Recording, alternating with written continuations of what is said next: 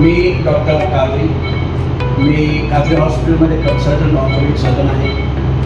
आमच्या कादरी हॉस्पिटलमध्ये सर्व प्रकारचे ऑर्थोपेडिक ऑपरेशन होतात. मागासवर्गीय कल्याणकारी योजनेअंतर्गत 2022-23 आमदार विजयकुमार देशमुख मालक यांच्या विशेष प्रयत्नातून अक्कलकोट रोड ते गोंधळी वस्तीपर्यंत डांबरीकरण रस्त्याचं उद्घाटन संपन्न झालं. यावेळी मुरलीधर अरकाल, सुरेश फलमारी, प्रकाश कोडम, लक्ष्मण गायकवाड, प्रथमेश आनंदकर, आनंद बिरू, शेखर इगे, दत्ता बडगू, सनी वाघमारे, राम पानसगे, रुचिरा मासमताई, सतीश शिरसुला, विजय इप्पाकायल, विनोद केंजरवाला, रवी वाघमारे, अंबादास वाघमारे, शांबिसे, आबा पाटील, दत्ता जगताप, नरसप्पा चिम्मन, अंबादास मिठ्ठा, नितीन मच्छा, बमदेव गायकवाड, बासुदकर मादास व त्या भागातील नागरिक उपस्थित होते. अक्कलकोट ते गोंधळी वस्ती या रस्त्याचा आज कामाला शुभारंभ झाला.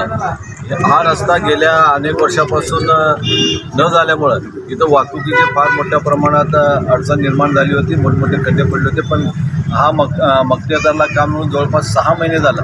पण ह्या रस्त्यावरचं ड्रेनेज लाईन, पिण्याचं पाईपलाईनचंही काम राहिलं होतं, म्हणून ते आता पूर्ण झालेलं आहे आणि आज त्याचं कामाचा शुभारंभ झालेला आहे. जवळपास या मक्तेची रक्कम 58 लाख रुपये या मक्तेची रक्कम आहे.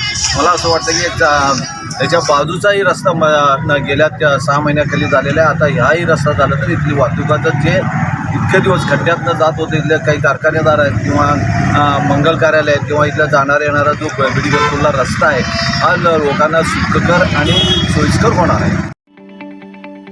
ताज्या बातम्या पाहण्यासाठी प्राईम महाराष्ट्र न्यूज चॅनलला सबस्क्राईब करा.